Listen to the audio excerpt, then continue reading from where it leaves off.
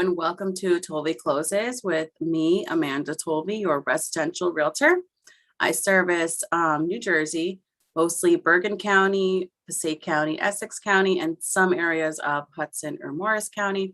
And whenever I don't service, I have awesome referrals that I can connect you with. So my job is to make sure that the specific needs of my buyers or sellers are met and to guide them through the entire process of buying or selling your home. Now, part of my guiding my clients through their process is giving them as much knowledge as possible. This is something that I really think is important and I like to strive to do. So one way I do this is to prepare my clients for all parties that will be involved in the transaction. Now, a lot of times you'll see that the buyers and the sellers, they get overwhelmed when they realize the amount of people that are involved in a real estate transaction. You know the basics, but then as you dig deeper into the process, more and more of these parties come up, more of these people are involved. And a lot of times you'll have to be in contact with them. So anyway, I like to prepare my clients for who they'll be in contact with. So today I'm going to break down all the parties involved in the real estate transaction. Of course, depending on the type of deal, there may be less parties involved, there may be more parties involved, but I will go over what you'll typically come across for your average real estate transaction. Now, first, we have the obvious buyers and the sellers. These two parties will typically never speak to one another directly. Their communication will be done through their realtor, myself, or their real estate attorney if they have one representing them. So the buyer and the seller have to communicate things like the contract terms, the inspection repairs and requests, extending or accepting a closing date, final walkthrough issues, and many other things that come up that, of course, I would go over with my clients as well. So most of the smaller communication that goes on, that can be done leaving out the buyer and seller and just having the realtors communicate with each other, or the attorneys communicate with each other.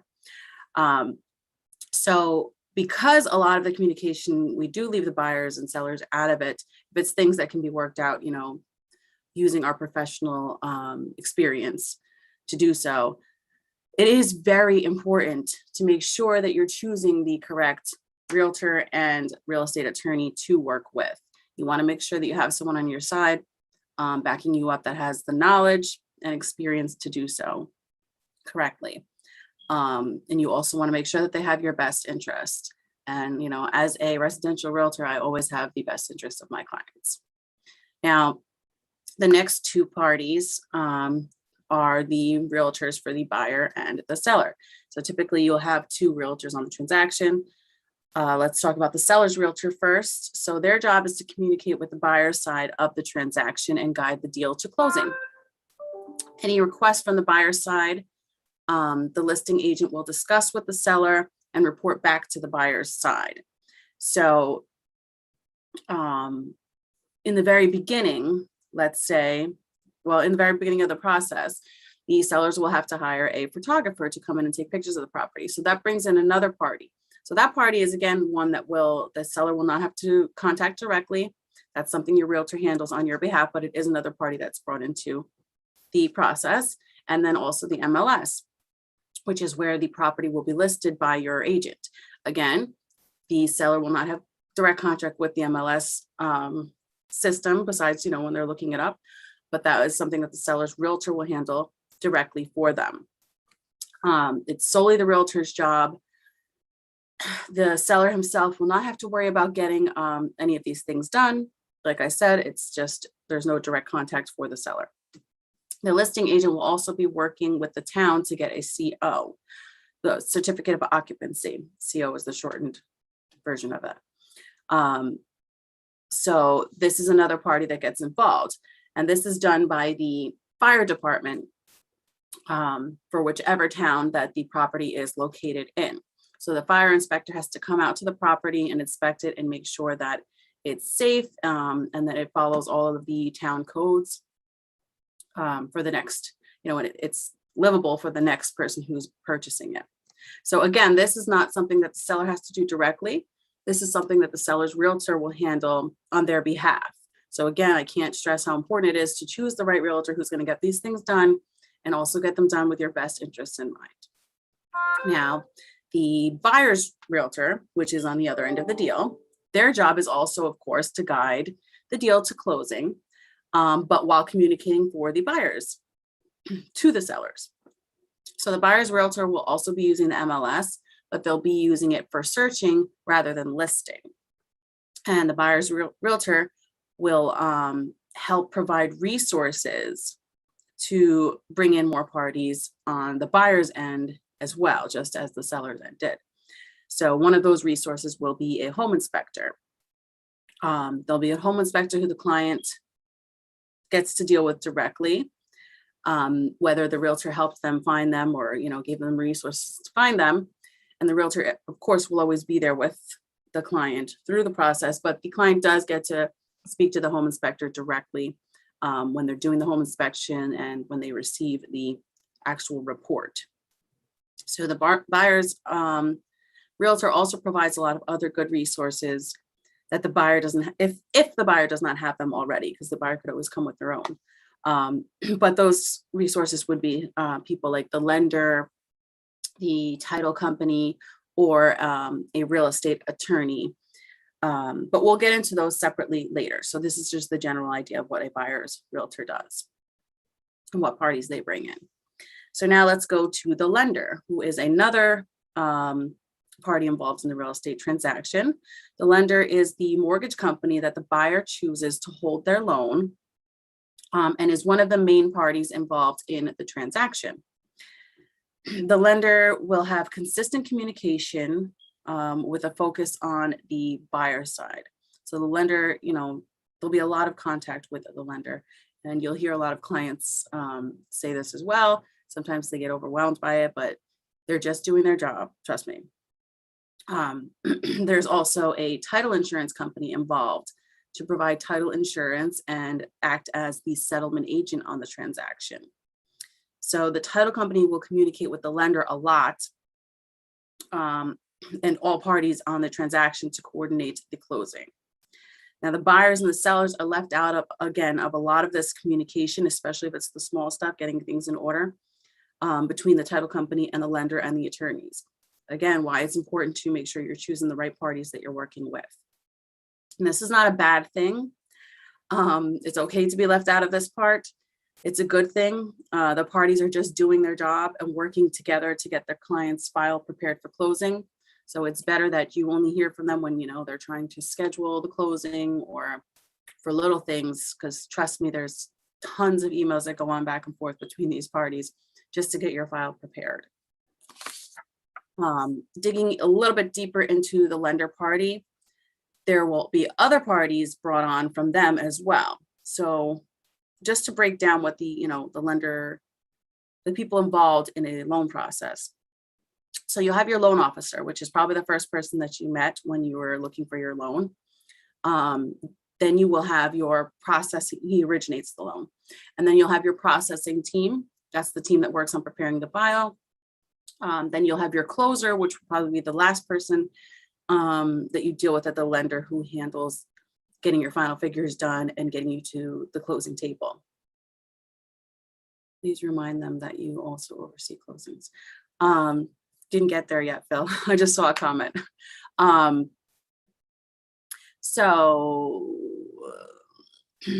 Right. So, and then there also could be with the lender sometimes a funding team, which is this team. Usually, though, the client won't deal with directly, because this is after the file has closed. The funding team will take care of funding the process. So depending on the lender you're using, the people and parties involved in the process will vary. This again, these people again usually don't communicate much directly with the buyer, besides when they're requesting documents that they need from you or when they're scheduling things to close. So this tends to overwhelm the clients because there's so many different parties involved with the lender and different teams, and they're all reaching out, and you kind of guess, like, is this my lender still? Is this somebody else coming from the lender? But anytime that you have a hesitation or a question, you reach out to, I advise my clients to even ask me as your realtor, I can help you or reassure you and tell you everything's legit and everything's okay, and just give them the information that they need so we can keep the deal moving. But right. Okay, sorry. And I just wanted to point out too, like the only reason that's, so many people reach out is just because it's moved on to a different level of the deal, a different layer of the deal, and it's moved on to a different department. So most of the communication on preparing the numbers and loan to close is done between all parties behind the scenes. Again, leaving out the buyer, but mostly working with the title company and the attorneys, but a lot with the title company. So I mentioned the title company is one of the parties involved. They do have similar teams to what the lender has. So you'll have your title agent, which I am a title agent. And then you'll have your reader who does the report, the examinations. And then you'll have your processor who prepares the file for funding. And then you'll also have a funding team who funds the file. And again, this varies depending on the system that your title company that you're using uses. I also work for, as I mentioned, a title company, and I am a title agent for about 10 years now. So please reach out to me if you have any questions or want to learn more about what the title company does. I'm not going to get into that too much now, but it definitely is an advantage because I can have, I have the better knowledge of knowing what's going on behind the scenes, with the title company and then dealing with the lenders.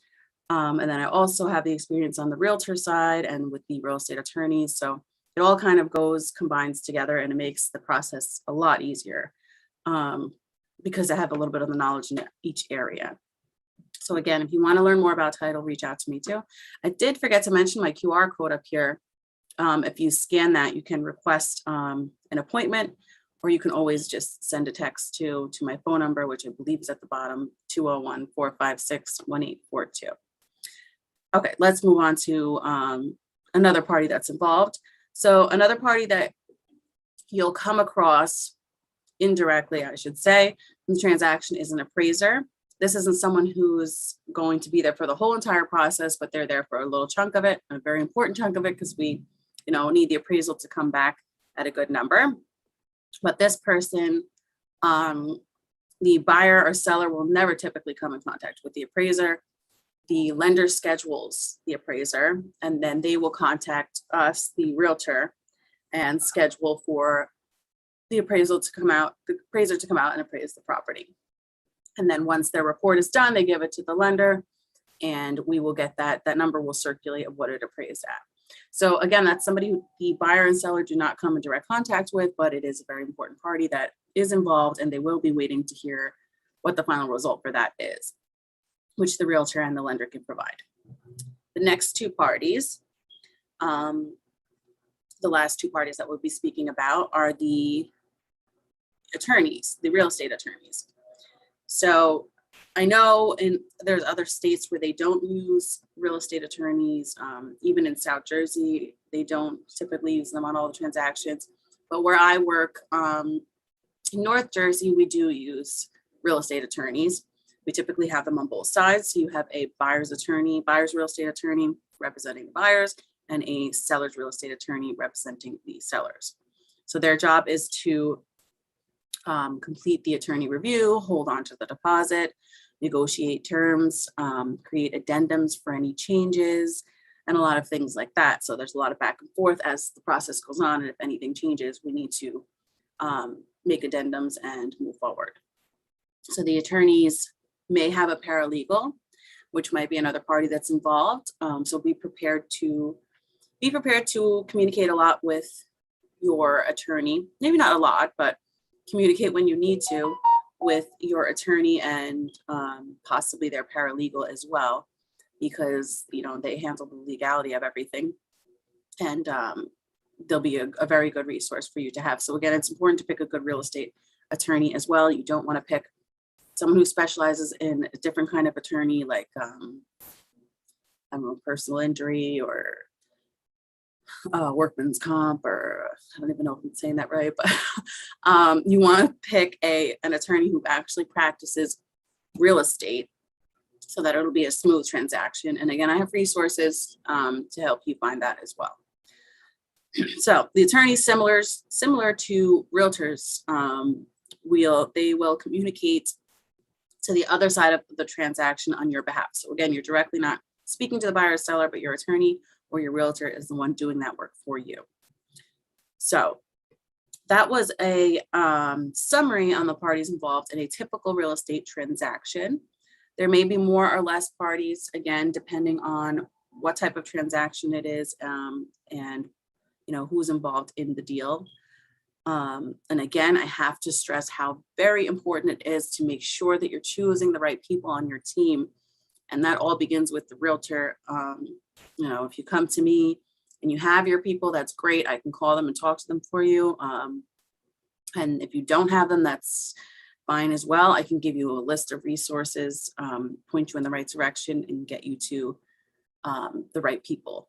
So it's very important because, like I said, and I mentioned a lot, the communication is not always direct between the buyers and the sellers or any party. It's the realtors who are communicating on your behalf, or the attorneys communicating on your behalf, and then the lenders and the title company who are doing all the work behind the scenes on your behalf as well. So it's very important to work with a strong party who has the knowledge and experience to get you to the closing table as smooth as possible.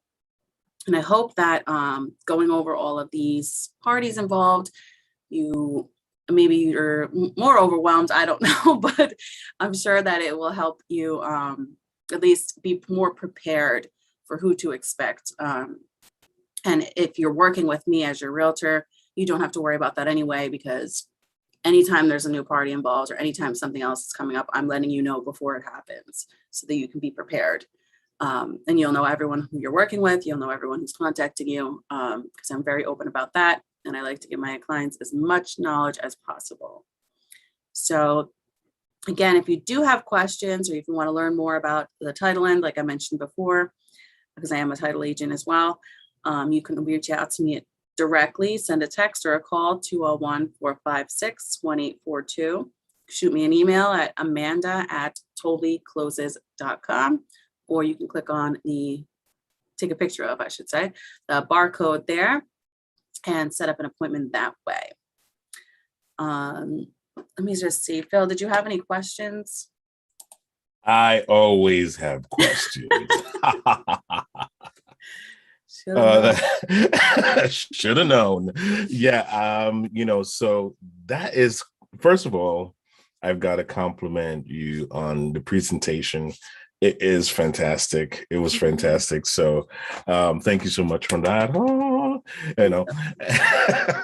But okay, so I'm looking through all of this and I'm like, wow, I didn't realize that there's so many people involved in getting a house closed. I'm like, wow. I mean, I'm wondering how many more people are like just kind of like stuck behind the scenes trying to make all of this happen.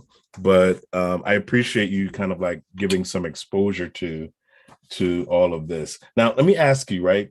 For that person that's trying to sell their house by themselves, they don't have an agent, they don't have a realtor. What does this look like to them? Like getting to closing and...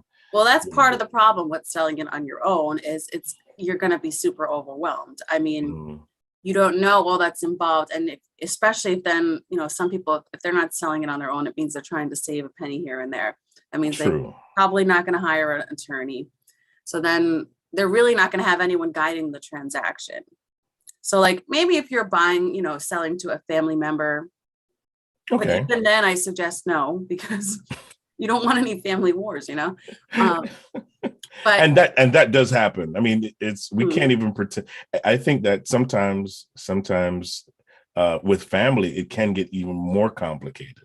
Right. And I have a lot of transactions where they'll come without the attorney and the realtor, and just as a title agent, I'll represent them on their family transaction, which works out a lot of the times because at least you still need a title company to close. So you have to have one, but it works out because, you still have that middleman there. You still have that middleman. But what happens when these sellers try to sell on their own?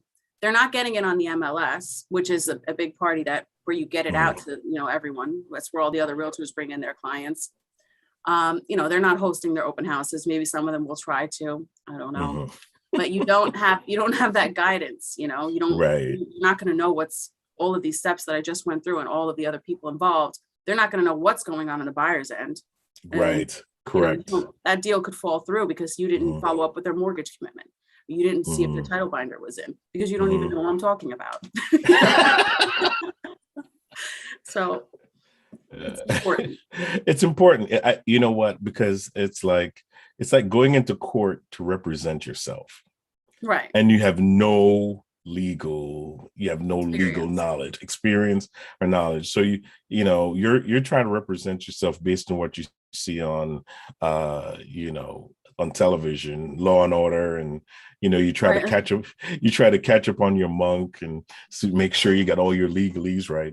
But even television throws you off. So let's not try to represent ourselves in things that we're not. It's not worth it. And especially in today's market where you can figure out the numbers, where it'll be cut. Your realtor fees will be covered when you're selling your home in the price. So it's just not worth it trying to do it on your own. And then it sits there and then you have all these people calling you directly. Again, you don't want to be the direct contact. You want to give that job to the professional. So absolutely. They can, get you the best client the quickest. I was looking at all the people that your realtor connects with without you being involved. Like you were talking about the inspector, the title insurance company, and even in some cases, the real estate attorney, where you're kind of going back and forth with paperwork. So with all of the parties, those parties, as your realtor, I'm the one who's in contact with them, mostly. But the inspector, that is somebody that the client gets to see and talk to. Okay, got you. Because they hire the inspector. Right. I mean, they hire all these people. Some people come with their people ready to go. And then, like I said, I'll call them and I'll have a conversation with them, make sure we're on the same page and everything, because I like to be in complete communication. But if they don't, then, I have the tons of resources where I can give them, they can call around and pick who they want to work with as well. Okay. I would say this, as a realtor, right? What are some of the roadblocks and with each of these connections? Because we're talking about a human element here. So what are some of the roadblocks you hit, like dealing with lenders, and what are some of the roadblocks you hit when you're dealing with the attorneys and things like that? What are some of the things that come up? You've been doing closings for years, so what are some of the things that come up on each of these different categories? So as far as like dealing with each different parties, communication is always a big thing. That's why I keep saying how important it is to make sure you choose the right people you're working with, because you'll have some parties that will just not respond and we have timelines for things, so we have to keep them moving. And I'm very impatient. So I need things now. So that's yesterday. An issue. I mean, with the attorneys, there's not really an issue. I would say the only thing that is lack of communication that comes up often, or a lot of times, and I don't know why, but on the seller's end, they'll wait until the last minute to get everything prepared. And then we're rushing to get all the sale docs prepared. And, you have to get an original sales docs at the closing table in order to fund. So if they didn't get those documents to you beforehand and you're sitting there waiting for them at the table, there's a chance they might not get there. And then the whole file can't fund. That's one thing that comes up more than often. I don't know why. I guess they just wait. So easily avoided. With the lenders, it's, I don't want to point fingers and say it's them all the time, because a lot of times maybe they're requesting documents that the client is not getting to them, which again is why I want to be involved in that, because then I can tell my client, well, this is what we're still looking for. But I also have, a lender now who's still waiting for employment verification from the guy's job. So it's holding up everything else. And it's, it's delaying the appraiser going out, and which I think we finally got out this week, but it delays things. So there's steps, there's layers. And if you don't do the one thing, you can't get to the next. Right. So it can be like a domino effect Like, you know, Right. we're waiting for this paperwork. Right. And then even the title, like if they're waiting for the title binder, the lender's waiting for the title binder to finish, you know, doing the mortgage commitment. Like it's all that with between the lender and the title company, everything has to be done in order and it has to go smoothly. The attorneys really don't have that same kind of layers of timelines. They're just involved in, you know, making sure everything goes smoothly. And if there's changes, they have to make addendums and things like that. Okay. Yeah. I mean, that's my mind is just kind of like going tilt. Yeah, well, that's why you have a realtor, because I have to do these things for you. Thank you thank you for taking care of all of that stuff. So my last thing is based on closings, because I know that that's a specialty that you've been doing, and to my understanding, a title company is like almost like an attorney Right. in their own sense, right?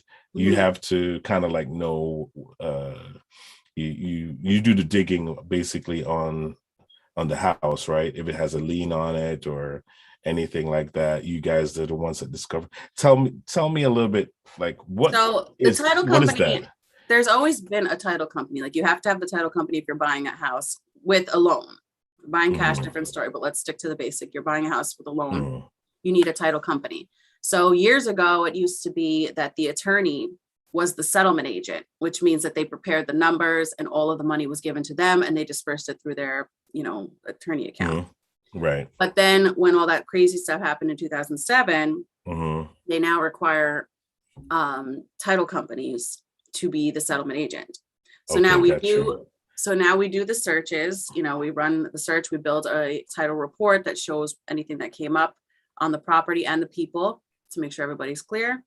But then we also act as settlement agent. So we're also putting together all the final numbers with the lender and all the other parties, the attorney fees and all of that. We get all of that stuff together and then the money goes through our account and we have to finalize everything and everything has to balance out zero.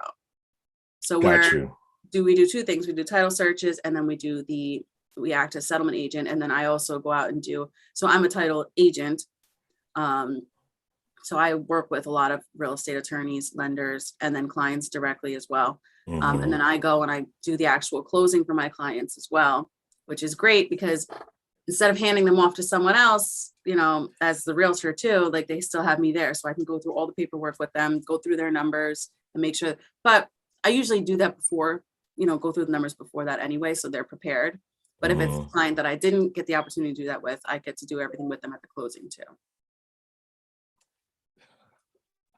I am officially impressed. I am totally and officially impressed. Amanda, I don't, you know, I'm like, I don't think I could do. I mean, I could possibly, but you know, what you're talking about right now, that is a ton of stuff. And I'm glad that these things are in place because you have somebody that can go through it, and you have all that experience as well. That's why I love having you on in our network, is because you carry such weight as far as experience goes and knowledge. So I appreciate you for that. Yeah, I think really being able to explain every part of the transaction. Like I'm not going to say that I know more than lenders do about lending. I know the basics, you know, but I can easily, you know, have the resources to get your answers too. But I think it really helps because like I said in the beginning, it gets overwhelming, like the amount of parties involved for people. And like, you have different people reaching out to you. Like you'll have like 5 or 6 people reaching out from you from a lender. And it's like, what, you know, what's going on? And then the title company, you know, and like, then, you know, whatever else. So it's important to be prepared for that and have somebody like myself to guide you through it. So it's less overwhelming. Absolutely. You got better things to do than to become a professional realtor overnight. Exactly. Let me handle it. Exactly. You have to make money because you're buying a house. So you work. I'll do my Please job. go to work. We'll meet at the closing table. Yeah, let's just make this easy and just kind of like give it over to. Honestly, it is easier too when they back off and let us do our jobs. And then, absolutely, you know, reach out when it's necessary. And it's just, you know. Absolutely. Don't be that guy. Don't be that Don't girl, be that guy. just just give it over to the professional. Let them do Exactly. what they do best. Your life will be easier. But I really thank you for answering my questions, Amanda. And of course, everybody that's watching, you can see her number is at the bottom of the screen, as well as you can scan the QR code that's in the corner of her screen and get some set up an appointment with her so you can talk a little bit more about your real estate needs. Thank you so much again, Amanda, and we will see you guys next week, right? Yeah, I also next wanted week. to mention too, if anybody has any topics that they would like to hear more about, to drop it in the comments, and then I haven't picked a topic for next week yet. So okay, they can put it in the you can put it in the scan code. yeah, absolutely. Yeah, put it in the scan code too, and give us some ideas as well. So yeah, that's a great idea. Thanks, Amanda. All right, everybody, we'll see you again in a few. What's coming up next? Whitney Love is coming up next, and of course she has a wonderful guest that's going to be with her, so we look forward to that. All right, take care, everybody. Bye-bye. Bye. Thanks for joining.